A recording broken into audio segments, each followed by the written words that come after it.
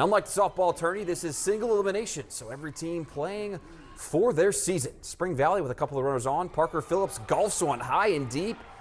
It is gone over the fence. The T-Wolves take an early 3-0 lead. They keep it going. Bases loaded. Caden Lovejoy hits one the other way. Good swing there. That'll clear the bases, and Lovejoy will get into third as the Timberwolves put up 8 runs in the first inning. That's how you started off with a bang. Let's go to Ripley, though. They came right back after a leadoff walk. Peyton Keller slices a ball that falls into right field, and Bryson Casto will score from first, and Ripley gets on the board.